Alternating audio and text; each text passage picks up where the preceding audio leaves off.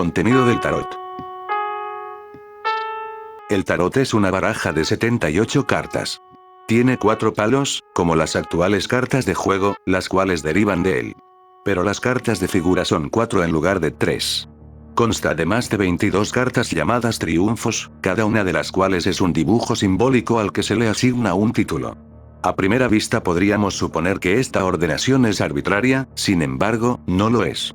Viene exigida, como veremos más adelante, por la estructura del universo y, en particular, del sistema solar tal y como está simbolizado por la Santa Cábala. Todo esto se explicará a su debido tiempo.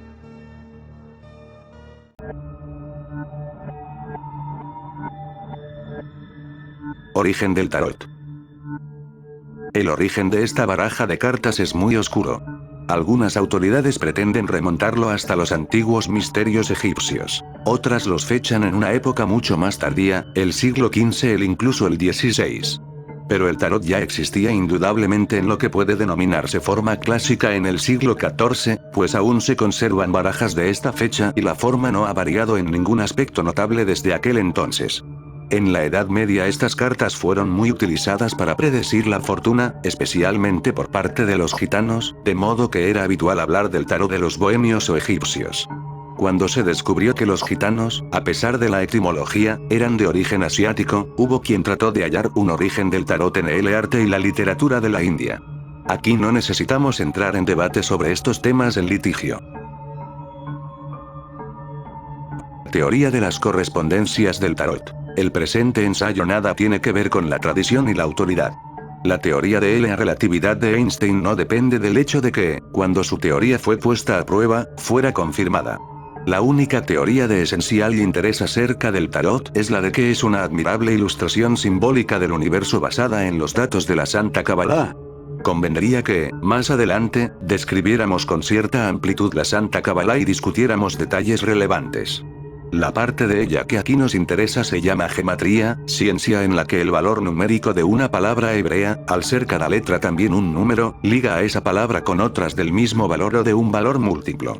Por ejemplo, A, CH, D, unidad, L84, igual 13, y A, H, B, H, amor, L525, igual 13. Este dato sirve para indicar que la naturaleza de la unidad es amor. Ahora bien, Yod, Ei, Baf, Ei, Jehová, 10565, igual 26 igual 2XL3. Por consiguiente, Jehová es la unidad manifestada en la dualidad. Y así sucesivamente. Una interpretación importante de la palabra tarot es la de que es un notaricón, de la Torah hebrea, la ley. También lo es de Troa, la puerta. Ahora bien, según la atribuciones yetziráticas, véase la tabla del final, esta última palabra puede interpretarse como el universo, o el sol renacido 0. Esta es la verdadera doctrina mágica de Telema. 0 igual a 2. Además, por gematría, el valor numérico de Troa es 671 igual 61x11. Pues bien, 61 es Ain, nada o 0, y 11 es el número de la expansión mágica. Por consiguiente, también Troa proclama ese mismo dogma, la única explicación filosófica satisfactoria del cosmos, su origen, modo y objeto. Un absoluto misterio rodea la cuestión del origen de este sistema. Cualquier teoría que dé razón de los hechos requiere suposiciones completamente absurdas. Para explicar tal misterio en su totalidad, uno tiene que postular en el remoto pasado una asamblea fantástica de rabinos eruditos que calcularan solemnemente todo tipo de combinaciones de letras y números y crearan la lengua hebrea sobre esta serie de manipulaciones. Esta teoría es claramente contraria no solo al sentido común, sino a los hechos históricos y a todo lo que sabemos sobre la formación del lenguaje. Con todo, la evidencia es igualmente fuerte en el sentido de que hay algo, un algo nada desdeñable, que excluye todas las teorías razonables de coincidencia en la correspondencia entre palabras y números. Es un hecho innegable que cualquier número no es solamente uno más que el número anterior y uno menos que el posterior, sino que es una idea individual independiente, una cosa en sí misma, una substancia espiritual, moral e intelectual no solo tanto como lo pueda ser cualquier ser humano, sino mucho más. Sus relaciones puramente matemáticas son indudablemente las leyes de su ser, pero ellas no constituyen el número, de la misma forma que las leyes físico-químicas de reacción de la anatomía humana no nos dan una imagen completa del hombre. Pruebas de la tradición iniciática del tarot. Una Elifaz Levi y el tarot. Aunque los orígenes del tarot sean totalmente oscuros, hay una parte muy interesante de la historia moderna, historia bien presente en la memoria humana, que es sumamente significativa y que, a medida que se desarrolle la tesis, veremos que la corrobora de una forma harto notable. A mediados del siglo XIX apareció un gran cabalista y erudito que aún incomoda a los espíritus más torpes con su hábito de divertirse a sus expensas tomándoles el pelo póstumamente. Se llamaba Alphonse Louis Constant y era abate de la iglesia romana. Como nom de guerre tradujo su nombre al hebreo, Eliphas Levi Saed, conociéndosele hoy generalmente por Eliphas Levi. Además de un gran esteta literario y un bromista de la variedad llamada Pince Sans Rire, Eliphas Levi fue un filósofo y un artista y, al ser un artista y un profundo simbolista, se sintió desmedidamente atraído por el tarot. Encontrándose en Inglaterra, propuso a Kenneth Mackenzie, famoso erudito del ocultismo y alto grado francmasón, reconstituir y publicar una baraja diseñada científicamente. En sus obras encontramos versiones nuevas y propias de los triunfos titulados La carroza y el diablo. Según parece, sabía que el tarot era realmente una forma pictórica del árbol cabalístico de la vida, que es la base de toda la cábala, hasta tal punto que escribió sus obras sobre este principio fundamental. Se propuso escribir un tratado completo sobre la magia. Dividió el tema en dos partes, teoría y práctica, a las que llamó dogma y ritual. Cada parte consta de 22 capítulos, uno para cada uno de los 22 triunfos, y cada capítulo versa sobre el tema representado por el dibujo expuesto por el triunfo. La importancia de la exactitud de la correspondencia aparecerá a su debida hora. Y aquí se nos plantea una pequeña complicación. Los capítulos se corresponden, aunque de manera equivocada, y esto solo se ha de explicar por el hecho de que Levi se sentía comprometido por su juramento original de secreto a la orden de iniciados, que le había confiado los secretos del tarot. 2. El tarot en los manuscritos cifrados. En los años del Renacimiento mágico francés de mediados del siglo XIX surgió en Inglaterra un movimiento de características semejantes. Centraba su interés en las religiones antiguas y en sus tradiciones iniciáticas y taumatúrgicas. Se fundaron o restauraron en aquella época sociedades eruditas, algunas de ellas secretas o semisecretas. Entre los miembros de un grupo de estos, la logia francmasona Quatuor Coronati, se contaban estos tres hombres. El Dr. Wynne Scott, un forense de Londres, el Dr. Oxford y el Dr. Oatman. Existe una pequeña controversia en lo que respecta a cuál de ellos fue a la calle Farringdon o si fuera esta calle a donde dirigieron sus pasos. Pero es indudable que uno de ellos o bien compró un libro antiguo a un librero desconocido en un tenderete ambulante, o lo encontró en una biblioteca. Esto sucedía alrededor de 1884 o 1885. Sin embargo, nadie pone en duda que en este libro había algunos documentos sueltos. Que estos documentos resultaron estar escritos en clave. Que estos manuscritos cifrados contenían material para la fundación de una sociedad secreta con el objeto de conferir la iniciación por medios rituales, y que entre estos manuscritos había una atribución de los triunfos del tarot a las letras del alfabeto hebreo. Si examinamos este asunto, se nos hace completamente evidente que la atribución equivocada de las letras que hizo Levi era deliberada, que él conocía la atribución correcta y consideraba deber suyo ocultarla. Camuflar sus capítulos le costó muchas dificultades. Se decía que los manuscritos cifrados databan de los primeros años del siglo XIX, y hay una nota en una página que parece ser de puño y letra de Eliphas Levi. Es muy probable que Levi tuviera acceso a este manuscrito en la visita que hizo a Bulwer Lytton en Inglaterra. En cualquier caso, como se señaló antes, Levi da continuas muestras de que conocía las atribuciones correctas, con la excepción, claro está, de Tzadik. El por qué lo veremos más adelante, y es evidente que intentó utilizarlas sin revelar indebidamente ningún secreto que hubiera jurado no desvelar. Tan pronto como uno posee las atribuciones verdaderas de estos triunfos, el tarot cobra vida. Uno se queda intelectualmente anonadado ante su exactitud. Todas las dificultades creadas por las atribuciones tradicionales tal como las entiende el erudito ordinario desaparecen al instante. Por esta razón nos sentimos inclinados a dar crédito a la pretensión de los promulgadores del manuscrito cifrado en el sentido de que ellos eran los guardianes de una tradición de verdad. 3. El tarot y la orden hermética de la Golden Dawn. Debemos hacer ahora un comentario sobre la historia de la Orden Hermética de la Golden Dawn, la sociedad reconstituida por el Dr. Scott y sus colegas, con el fin de ofrecer pruebas adicionales de la autenticidad de la pretensión de los promulgadores del manuscrito cifrado. Entre estos documentos, aparte de la atribución del tarot, había algunos rituales esquemáticos que daban a entender que contenían los secretos de la iniciación. Se mencionaba como autoridad emanante el nombre, con dirección en Alemania, de una tal Fräulein Sprengel. El Dr. Scott le escribió y, con su permiso, se fundó, en 1886, la Orden de la Golden Dawn. El genio que hizo esto posible fue un individuo llamado Samuel Liddell Matters. Después de un tiempo, Fr.L. Sprengel murió. Una carta dirigida a ella que solicitaba un reconocimiento más avanzado fue respondida por uno de sus colaboradores. Esta carta informaba al Dr. Scott de la muerte de Fr.L. Sprengel, añadiendo que el autor de la misma y sus compañeros no habían aprobado jamás la decisión de Fr.L. Sprengel de autorizar la puesta en funcionamiento de un grupo operativo, pero que, a tenor de la gran reverencia y estima en que se la tenía, se habían abstenido de presentarle una oposición abierta. Después pasaba a decir que esta correspondencia debe cesar ahora, pero que si querían un conocimiento más avanzado podrían conseguirlo sin dificultad utilizando de la manera adecuada el conocimiento que ya poseían. Con otras palabras, debían emplear sus poderes mágicos para contactar con los jefes secretos de la orden. Este es, casualmente, un modo de proceder completamente normal y tradicional. Poco después, Matters, que había tramado hacerse con la jefatura operativa de la orden, anunció que había efectuado este contacto, que los jefes secretos le habían autorizado a proseguir la obra de la orden como cabeza única. Sin embargo, no hay pruebas de que dijera la verdad, pues la orden no recibió ningún conocimiento nuevo de especial importancia. El que recibió resultó ser algo que Matters pudo haber adquirido por medios normales de fuentes fácilmente asequibles, tales como el Museo Británico. Estas circunstancias y una buena parte de intrigas mezquinas produjeron un grave descontento entre los miembros de la orden.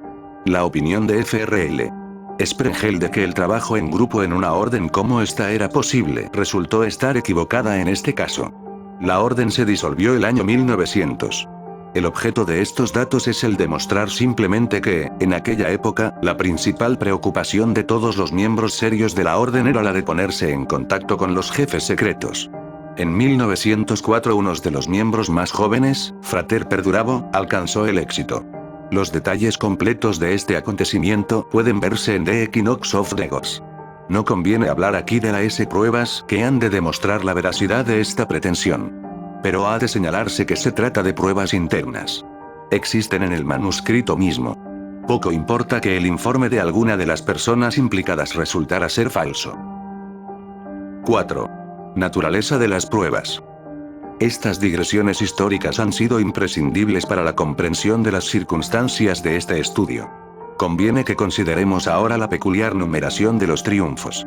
A un matemático le parece lógico empezar la serie de números enteros con el 0, pero eso mismo le resulta muy inquietante a la mente no disciplinada en las matemáticas.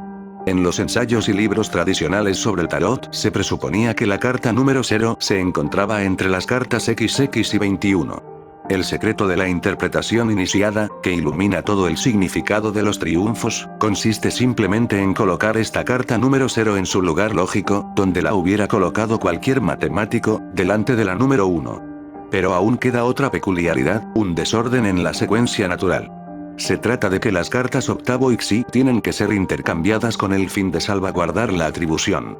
Pues la carta 11 se llama fuerza. En ella aparece un león, y se refiere evidentemente al signo zodiacal Leo, mientras que la carta octavo se llama justicia y representa la figura simbólica convencional, entronizada, con espada y balanza, aludiendo así claramente al signo zodiacal de Libra, la balanza. Frater Perdurabo había hecho un estudio muy profundo del tarot desde su iniciación en la orden el 18 de noviembre de 1898, pues, 3 meses después, había alcanzado el grado de Practicus. En calidad de tal, estaba autorizado a conocer la atribución secreta. Estudió constantemente esta y los manuscritos explicativos anexos. Confrontó todos estos atributos de los números con las formas de la naturaleza y no encontró incongruencia alguna.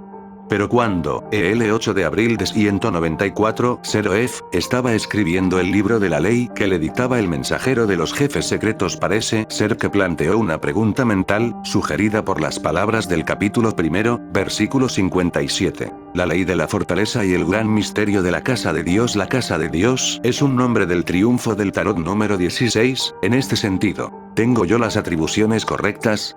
Pues surgió una respuesta interpolada. Todas esas viejas letras de mi libro son correctas, pero B no es la estrella. También esto es secreto. Mi profeta lo revelará al sabio. Esto era sumamente inquietante. Si Tzadik no era la estrella, ¿cuál lo era? ¿Y qué era Tzadik? Durante varios años intentó intercambiar esta carta, la estrella, que es la número 17, con alguna otra. No tuvo éxito. La solución llegaría muchos años después. Tzadik es el emperador y, por consiguiente, las posiciones de 17 y If deben ser intercambiadas sí, es mucho más que satisfactoria. Es, para la mente lúcida, la prueba más convincente posible de que el libro de la ley es un mensaje genuino de los jefes secretos. Pues la estrella se refiere en el zodíaco a Acuario y el emperador a Aries. Ahora bien, Aries y Acuario están a cada lado de Piscis, del mismo modo que Leo y Libra están a cada lado de Virgo. Es decir, la corrección del libro de la ley ofrece una simetría perfecta en la atribución zodiacal, como si se formara un anillo en un extremo de la elipse que se correspondiera exactamente con el anillo existente en el otro extremo. Estos temas parecen algo técnicos. De hecho, lo son. Pero cuanto más se estudia el tarot, más se percibe la admirable simetría y perfección del simbolismo. Es más, hasta para el profano debe ser evidente que el equilibrio y la proporción son esenciales para cualquier perfección, y la aclaración de estos dos puntos oscuros en los pasados 150 años es indudablemente un fenómeno muy destacable. Sumario de las cuestiones tratadas. 1. Aún en el caso de que se conociera a ciencia cierta, el origen del tarot es completamente irrelevante. Como sistema, el tarot debe permanecer o morir por sus propios méritos. 2. Es indudablemente un intento deliberado por representar en forma pictórica las doctrinas de la Cábala. 3. La evidencia de esto es muy semejante a la que se le presenta a una persona que hace un crucigrama. Sabe por las horizontales que la palabra es cruz casilla en blanco o, de modo que está seguro, sin posibilidad de error, de que la casilla en blanco tiene que ser una I. 4.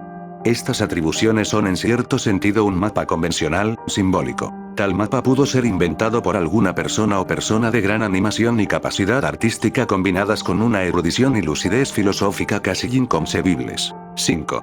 Tales personas, con todo lo lúcidas que podamos suponerlas, no serían completamente capaces de elaborar un sistema tan complejo en su conjunto sin la ayuda de seres superiores cuyos procesos mentales correspondieran, o correspondan, a una dimensión superior. A modo de analogía, podríamos examinar el juego del ajedrez. El ajedrez se ha desarrollado a partir de unos orígenes muy simples. Al principio era una batalla simulada para los guerreros cansados de los afanes de la guerra, pero las sutilezas del juego moderno, que ahora, gracias a Richard Reti, han trascendido todo cálculo para adentrarse en el mundo de la creación estética, ya estaban latentes en el invento original. Los creadores del juego estaban haciendo más de lo que suponían. Claro está que se puede argumentar que estas sutilezas han aparecido con el curso de la evolución del juego, y está sin duda muy claro históricamente que los antiguos jugadores de cuyas partidas tenemos constancia no tenían un concepto consciente de nada que trascendiera una serie de estratagemas bastante burdas y elementales. Se puede argumentar también que el juego del ajedrez es simplemente uno de entre toda una serie de juegos que ha evolucionado, mientras que otros desaparecieron debido a algún accidente. También podemos sostener que es por pura casualidad el que el ajedrez moderno estuviera latente en el juego original. La teoría de la inspiración es realmente mucho más sencilla, y da cuenta de los hechos sin violar la ley del mínimo esfuerzo. Hexagrama unicurso. Siempre se ha declarado imposible trazar un hexagrama unicurso. Pero finalmente lo hemos conseguido. La S-línea S son, sin embargo, estrictamente euclideanas. No tienen anchura. Los días de la semana. Si seguimos las líneas del heptágono, veremos el orden mágico de los 7 planetas sagrados. Siguiendo las líneas del hectagrama, el orden de los días de la semana. Se cree que este ingenioso descubrimiento lo hizo el desaparecido G. H. Frate RDDSF.